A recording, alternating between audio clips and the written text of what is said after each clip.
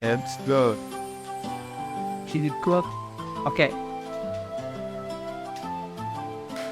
Halo teman-teman semua, Assalamualaikum warahmatullahi wabarakatuh. Berjumpa lagi dengan saya Muhammad Habib Fadansyah dari Pendidikan Bahasa dan Sastra Indonesia UIN Syarif Hidayatullah semester 3. Dan teman-teman sekalian, video ini dikhususkan atau dibuat untuk memenuhi pembelajaran pendidikan psikologi. Oke. Nah, di kesempatan kali ini saya berkesempatan untuk mewawancarai teman saya sendiri yang dari SMA kita ya, Man. Ya dari Man 8 Jakarta. Alasan saya memilih dia ya karena saya udah lebih mengenal dia dan juga udah lebih masuk obrolan begitu. Nah, sebelum kita mulai mungkin boleh diperkenalkan diri dulu. Boleh. Halo, nama saya Muhammad Ardan Al-Madani, biasa dipanggil Ardan. Saya mahasiswa Fakultas Hukum di Universitas Esa Unggul Harapan. Kita masuk ke pertanyaan pertama. Nah, untuk kalian sendiri ada nggak sih kesulitan-kesulitan dalam belajar ada saat di kuliah? Kalau kesulitan belajar tentunya pasti ada ya. Hal yang wajar tentunya. Khususnya mata pelajaran hukum waris. Oke, hukum waris. Ya, karena kan di dalam hukum waris itu kan istilahnya awalnya saya mengira bahwa fakultas hukum itu gak ada matematikanya. Oke, great. Ternyata kayaknya ternyata ada juga gitu. Kalau kalian nggak tahu ya teman-teman, kita dulu belajar kalau nggak salah fikih ya, yang tentang hukum waris gitu. Wah, itu rumit sekali guys. Kalau kalian nggak tahu ya. Nah, pertanyaan selanjutnya, kan tadi hukum waris ya kesulitannya. Terus apa sih upaya Ardan untuk mengatasi kesulitan belajar itu sendiri? Nah, untuk mengatasi kesulitan belajar sendiri itu salah satunya dengan mencari media pembelajaran lainnya. Oke. Salah satunya yaitu meminjam atau membuka buku dari perpustakaan. Oke. Misalkan berarti itu media pembantu dalam proses belajar Ardan sendiri ya, Betul, betul banget. ya. Oke, kita ke pertanyaan selanjutnya yaitu kalau tadi kan dari Ardan sendiri, terus kalau dari orang tua Ardan apakah ada bantuan dalam pembelajaran ini? Oh, untuk orang tua sendiri sih pasti mensupport anak-anaknya ya. Oke. Ke saya. Jadi ketika saya mengalami kesulitan dalam pembelajaran, pastinya mereka selalu memberikan motivasi. Motivasi supaya kita tetap semangat. Tetap pokoknya nggak merasa kesulitan lagi, Pak. Oke, motivasi itu penting ya guys ya. Kalau kalian nggak tahu, apalagi semakin tua semester semakin berat juga yang dihadapinya, apalagi kalau ada skripsi itu udah kayak berasa udah. Oke, pertanyaan selanjutnya, kalau tadi dari orang tua, sekarang kita masuk ke dosennya itu sendiri. Apakah dosennya itu membantu dalam kita mengerjakan tugas, atau setelah ngasih tugas udah dibiarin aja, nggak usah di follow up lagi karena toh juga nanti dikerjain bagus gak bagus berapa lama? Kalau di Ardan sendiri gimana kalau di kuliah? Kalau untuk dosen, kalau dalam metode pembelajaran ya, jadi di kampus itu banyak memakai metode, salah satunya dengan mereka menyediakan PPT yang akan dibagikan ke mahasiswanya. Dan yang lain juga dari pihak kampus sendiri juga membuatkan video pembelajaran gitu. Nah, setiap ada tugas, tentunya dosen juga membuka kesempatan untuk mahasiswanya untuk bertanya melalui chat ataupun bertemu langsung. Oke, ada sistem tanya jawabnya juga, ada VPNTech, dan juga ada video pembelajarannya. Itu menjadi media untuk membantu proses kesulitan belajar. Oke. Nah, terus berarti kita udah masuk dari orang tua, udah dari dosen. Nah, sekarang lingkungan tersendiri, apakah dari sahabat atau dari teman membantu proses pembelajaran ada itu sendiri? Bagaimana? Khususnya lingkungan pertemanan ya, itu sangat membantu banget. Jadi cara saya menyiasati kesulitan belajar saya itu ya berteman dengan orang-orang pintar gitu. Jadi untungnya berteman dengan orang pintar ya, kita bisa sering berdiskusi tentang pelajaran maupun hal-hal yang lain gitu. Oke. Berarti kuncinya teman pintar adalah kunci Oke, selanjutnya. Terus mungkin bisa dijelaskan kembali apa sih motivasi sebenarnya untuk kuliah di Fakultas Hukum? Betul. Mungkin boleh dijelaskan apa motivasi belajarnya juga, dan mungkin ini tiap kita menghadapi kesulitan dalam belajar, mengingat motivasi dari awal tuh harus begini. Memang motivasi masuk Fakultas Hukum apa sih, Arvin?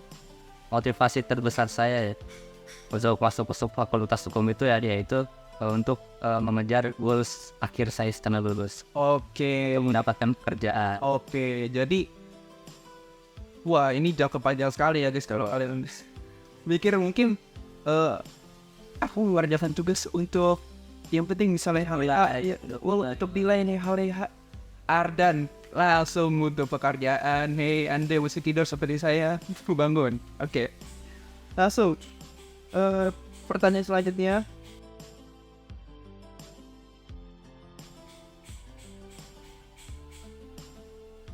Oke. Mungkin Aris tadi sudah menjelaskan juga tadi ada hukum waris, yaitu matkul yang paling disukai oleh Ardan, yang mungkin karena udah kesulitan banget, udah mulai agak emas gitu, ada dua. Sorry guys, agak enak agak mual gitu. Pernah nggak jadi suka sama mata kuliah ini? Nah, justru itu tuh kan hukum waris itu awalnya menyulitkan bagi saya. Oke. Nah, setelah saya berusaha mempelajarinya gitu, mendalaminya, ternyata menarik juga gitu para mengetahui ilmunya gitu. Oke, jadi benar jadi kepincer gitu ya. Nah, lagi matematika ya salah satu. Oh guys. Wah. Gimana 100 gitu itu pandai itu. Wah. Oke. Terus bagaimana sih Ardan bekerja sama dengan teman di kampus, terutama dalam mengatasi kesulitan belajar itu sendiri? Tentunya yang sudah saya jelaskan ya. Oke. Kita membangun komunikasi dengan teman-teman. Tujuannya yaitu supaya kita bisa berdiskusi terkait pelajaran maupun hal-hal yang lainnya. Oke, fungsi teman itu juga baik ya guys, walaupun dia pintar atau tidak pintar, tapi dia bisa mengetahui titik buta kita, apa yang kita tidak bisa, mungkin dia bisa lihat ya. Betul. Oke, betul. Pertanyaan selanjutnya, kita tahu sendiri ya guys ya, kita berdua adalah mahasiswa, jadi Ardan sendiri kalau ngerjain tugas tuh biasanya tipenya itu kayak yang pagi hari, siang hari, atau malam hari? Kalau saya sih lebih ke malam hari. Malam hari, sama guys. Sebenarnya saya juga kita mau buat semalam juga sebenarnya. Betul. Kalau ada ujian baru belajar malamnya.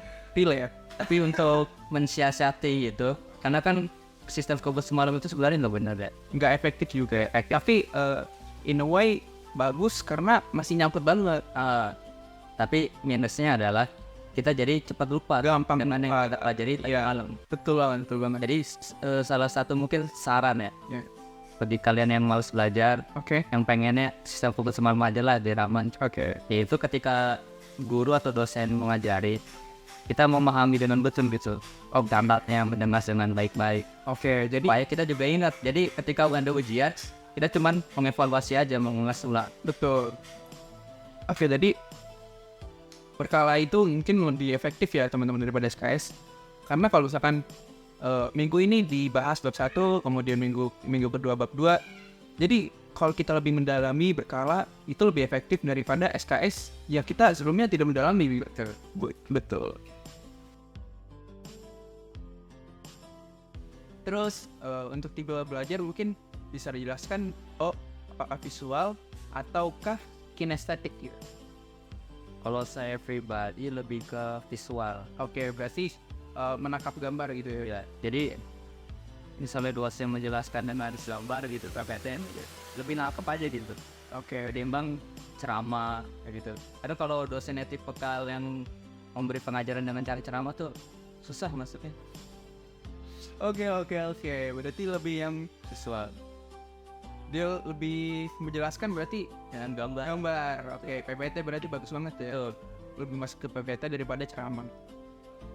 Nah, pertanyaan terakhir untuk menutup wawancara pada kali ini. Terus ada nggak sumber daya atau bantuan dalam mengatasi kesulitan belajar ini? Dan sebenarnya di era digital sekarang ini ya, internet sangat membantu banget juga. Jadi ketika kita mengalami kesulitan itu, ya kalau nggak bisa, misalnya nggak ada sumber media fisiknya kayak buku atau nggak ada kesempatan untuk bertanya dengan dosen, ya kita tinggal searching aja. Betul, bisa di Google, di YouTube. Sekarang mencari informasi gampang. Internet harus deras, informasi sangat luas. Kalau kalian tidak menemukan jawaban dari pertanyaan dosen kalian malas. Oke, teman-teman semua, terima kasih yang sudah mendengarkan dari video awal sampai akhir. Dan juga saya berterima kasih kepada Bu Ida selaku dosen pengampu mata kuliah Psikologi Pendidikan. Saya Muhammad Raif Fadacia dan juga Muhammad Akdan Nurwada. pamit undur diri. Wassalamualaikum warahmatullahi wabarakatuh.